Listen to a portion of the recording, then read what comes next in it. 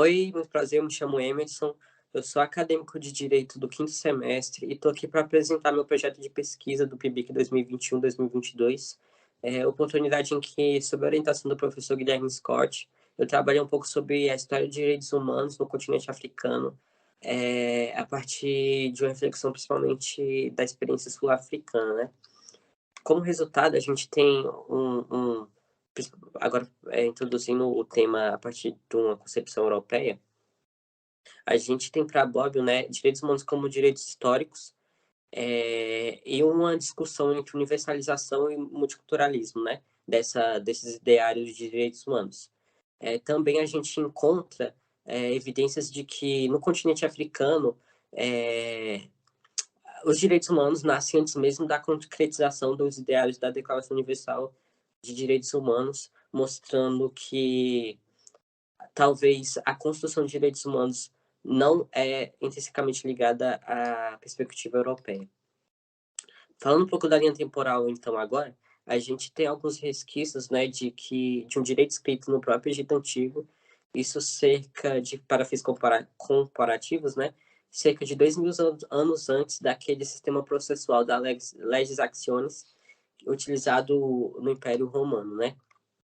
Além disso, a gente tem como evidência a Carta Mandinga, que deriva de um juramento oral de caçadores, né, que estipularam condições que assegurassem o bem-estar de suas comunidades. E aqui a gente já tem uma perspectiva em enfoque, né, a proteção de direitos aos povos originários, né. Além disso, no processo de colonização ocorrido aproximadamente no século XV, a gente vê um processo de escanteamento, né, dos costumes, ideários, ideologias e construções históricas dos próprios povos africanos, trazendo prejuízos culturais, sociais e históricos sentidos até os dias atuais. Então, a gente vê nesse processo de colonização um, uma sobreposição dos ideários europeus sobre os costumes dos povos da África, né? Principalmente trazendo aquela perspectiva de universalização dos ideários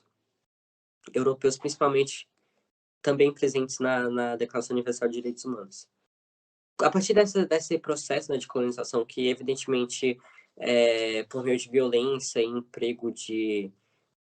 sobreposição de interesses, a gente tem um processo de respostas emergentes, né? Um deles é a Carta da Unidade Africana, criada em 25 de maio de 1963, que buscava trazer uma independência econômica, política e sociocultural dos países africanos até então considerados colônias, né? E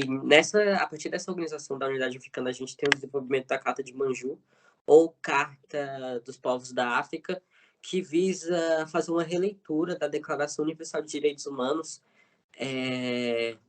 para aquela perspectiva continental do povo africano, né? Principalmente reforçando o multiculturalismo existente naquele continente.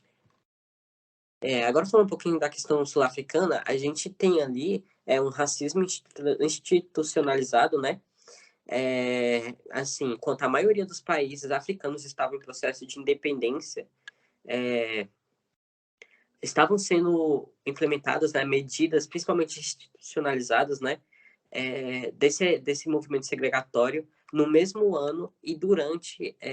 a criação da Declaração Universal de Direitos Humanos na Europa e a dissipação desses ideários. E aí, né, principalmente tendo impacto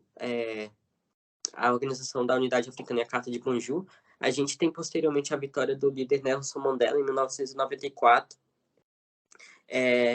e que acarretou no processo de independência da África do Sul, né? Assim como em outros países, ela foi bastante influenciada pela Organização da Unidade Africana, como eu disse posteriormente, e a Carta Africana de Direitos Humanos e dos Povos, que foi relevante também para a redação do texto constitucional da África do Sul em 1996, considerando um símbolo da luta, né, antidiscriminatória do país e no mundo, né? E esse em síntese, é o meu projeto de pesquisa